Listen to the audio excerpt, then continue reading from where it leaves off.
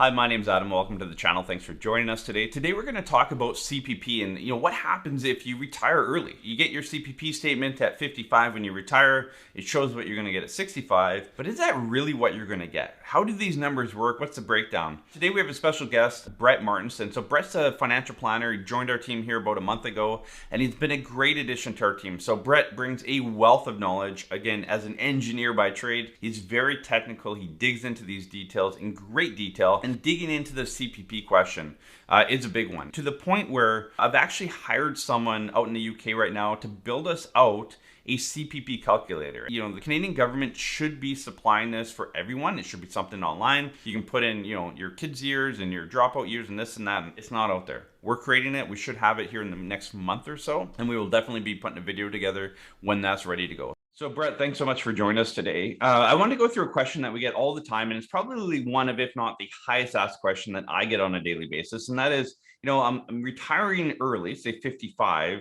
I have my CPP statement and it says I'm going to get so much money at 65, but what happens if I retire early? Like, does that keep going? Like, what is this piece of paper worth anything? It's certainly worth something in as a lot of information in terms of what's called your contributions for various years. The concern though is that people look at the number, I'm going to get, $1,000, 750, whatever it is at 65, and then they just think that's going to be the number. If you're 59, 60 years old, that number is probably pretty close to accurate and can be used as an estimate. If you're 50 or 55 and planning on retiring soon, the issue here becomes statement of contributions is assuming that whatever you've done in the past is being projected into the future. If you stop working at, let's just say 55, and you have zero income from 55 to 60 or 55 to 65, depending on when you take CPP, that statement is not going to include that information. And your CPP actually might be less. And to throw in another wrench into this, there's something called the child rearing provision, which actually drops out some of the years that maybe you are at home raising a child, which actually will increase your CPP. And that's also not included on the statement of contribution. So the more years that you don't have contributing into CPP before 65, essentially, it could affect the amount of CPP you're going to get. Of course, yes, if you have kids under 7 years old, those years you can apply basically to have dropped off, but there's kind of this complicated formula to that as well. So it's not as straightforward as possible.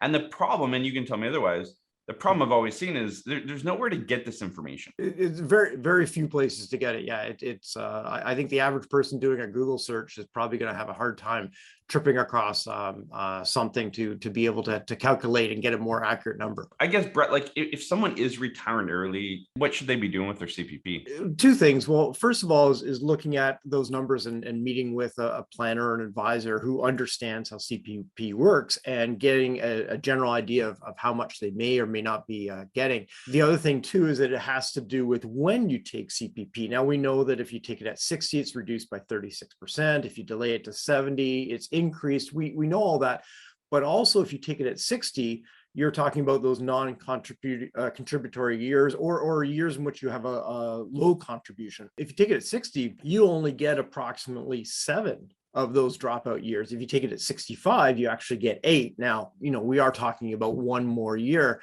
So that's one thing to consider. And then of course, when do you take CPP? And you've been over this on the videos, and we've talked to many clients about this. For me, that's always as much a emotional decision as a mathematical one. The math is relatively easy, but how is your health? What are you thinking psychologically? Do you want to see that money coming in? Do you have the investments to be able to bridge that gap to 63, 67, 70 when you decide to delay it? So there's a lot that goes into that portion of it, but let's start with as accurate as a number as possible to make those decisions. And there is online calculators, and we'll supply one below in the video link here. Again, it's not our calculator. It's one that we've used here and there. We are building our own that's going to be a bit more in depth and a bit more user friendly. But again, talk to your financial advisor. Like Brett's spot on. Like, get as accurate a CPP number as you can. And then, from there, Brett, I guess it's what, like just start calculating, meet with your advisor, figure out, now that you know the number, now when's the best time to take it? Yeah, exactly. Yeah, get that number. You don't want to, let's say you're going to take CPP at 65. You don't want to find out that number was $200 a month less than you thought it was going to be. And that throws your entire plan off. And now you're, instead of having money throughout the rest of your life, now you're running out of money at, 83 or 85 or something like that. Once you got that number, yes, then it now becomes a discussion of looking at different analysis of, if you took it at 63, this is what things would look like. If you took it at 66, this is what things would look like, so that you and your advisor and planner can be making a decision to say, okay, I think 64 is going to be the right age to take it, or 60 or 70. And I think the fallacy too is that people that do retire early feel like, well, because I retired early, I have to take my CPP early. Yeah. And, again, I'll go through the planning here in a second to show you that that's not going to always be the case. Now, you brought up some good points earlier in that if you're going to delay your CPP and retire early, then you need to fill that gap. Like if you're retiring at 55 and you're going to take CPP at 70, there's a 15-year gap there.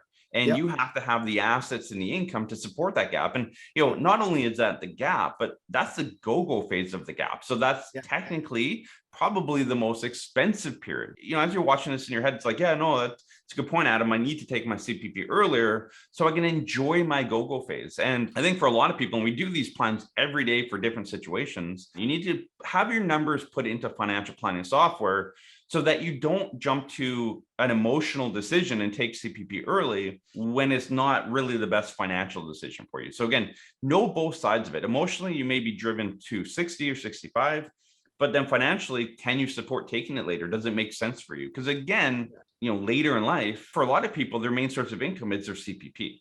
So if we can make a bigger CPP for them later on in life and support a larger income early in that go-go phase through other means of income, to me, that's a good solution. Yeah, CPP is essentially another defined benefit pension plan. And that's why people love defined benefit pension plans. It gives them a guaranteed base, or as guaranteed as we can be these days, of, okay, I know this amount of money is coming in. So everything on top of that is play money, or certainly getting into the play money zone. So I'll run through some of these situations here. So again, we've created a situation with, a 55-year-old has retired and is wondering how to kind of massage the CPP, the numbers.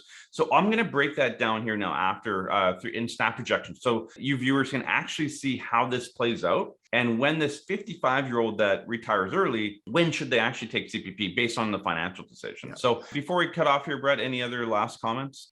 Just quickly, I'll throw out some stats. Something like 95% of Canadians take CPP between 60 and 65. That talks to your point of, oh, I'm retired, so I might as well take it. Or I got this letter in the mail, so I might as well sign off on it. And that may not have been the best choice. The other thing too is something like 7 or 8% of Canadians, only 7 or 8% get the maximum. So again, if you're looking at your CPP calculation or your statement of contribution, you're 50, 53, and it says maximum on it, that doesn't necessarily mean you'll end up with maximum at 65. Again, underpinning the idea that it's great to get a second opinion on this stuff and having a calculation done with all of the information known. So let's jump into the financial planning software here. So I just want to quickly bring up this Excel spreadsheet again. We've linked this below. It's a good tool. It's fairly easy to use. So, in the top left here, you have to use some assumptions. So again, when you're going to retire, when you're going to pay into CPP, all of that kind of stuff. And then down below, you put in your actual income levels here. As you can see here, this client, basically what we've done, it's a 55-year-old client, retired, he retired, and we assume that from age 18 to 25, he paid 50% of the max CPP. From 25 to 55, so those 30 years, he paid max into CPP. But now what happens, from 55 to 65, he's not paying anything into CPP. So what happens here? So if we jump back into this and assume that he did keep working and he paid into CPP till 65, his CPP payment would be $1,465. But what happens if he doesn't? That CPP monthly benefit would drop to $1,239. So if we jump into the planning software, as you can see here, I just created a bit of a client scenario. So basically, $400,000 in an RSP, a TFSA worth $100,000. And if I go into his pension stuff of income, you'll see here, I put in an income of $15,000 per year starting at 55, and that's adjusted with inflation at 2% here. Typically, people are not going to retire early unless they have some assets and pension and that kind of stuff. So I wanted to make it somewhat realistic. So again, in this situation, the client's CPP number has dropped substantially, right? 1,400 to 1,200. So naturally, a lot of you will say, look, well, if it's dropped that much, I need to take CPP early because it drops. I'm going to have more dropout years.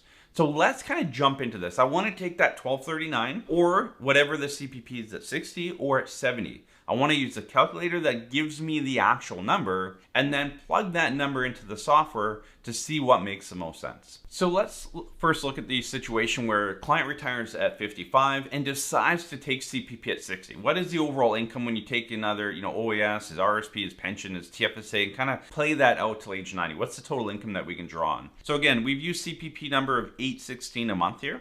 So 97.86 a year. You can see the number, 42,570. So if this client was to take CPP at age 60, they retired at 55, they're going to take it at 60, their overall income, when we encompass all their things together, they're going to have an income of $42,570. Now let's look at the same situation, but the client defers, doesn't take it at 60, they wait till 65. So again, retiring at 55, but taking the CPP at 65. So there's more years that they didn't make contributions. How does that affect their CPP payment? And does it lower or increase their ongoing income? What do you think? Again, we're at a CPP payment of $1,239, $1,487 annually. The real dollar income, after tax real dollar income, 43,547. So we've gone from 42,570. We're now up to 43,547. So we've increased income by $1,000 per year in real dollars after tax. So that's a substantial amount of extra money. So in this situation, should the client take it at 60 or 65? Definitely 65. It's putting way more money in their pocket. That income, how do they support themselves from 55 to 65? Well, it's from their RSP and TFSA. And the last scenario I want to show you is what happens if this client actually deferred all the way till 70 and took that benefit, that added benefit from 65 to 70. What does this look like? Do they have enough money? Of course, as you build out your plan, you have to make sure you have enough money to create that buffer in between. So 55 to 70 in this case.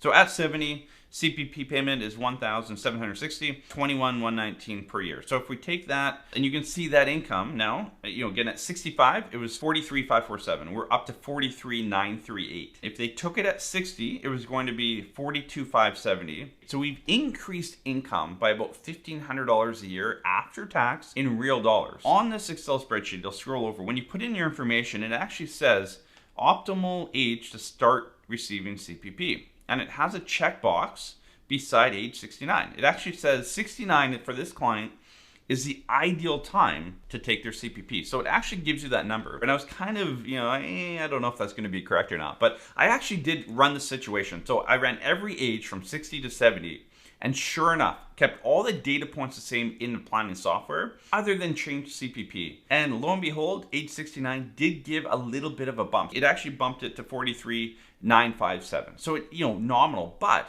the software and the calculation here actually did match up. So again, what you need to take from this, if you retire early, yes, you have more years that you did not contribute to your CPP. So it does actually bring down your CPP number. But as we run the situation here, taking it at 60, 65, or 70, still taking it at 70 or 69 in this case, is the most beneficial time for you to take your CPP. So just because you're retiring early or just because you have more years of non-contributory years doesn't mean that you should be taking your CPP early. So get your CPP number first. What is your correct CPP number?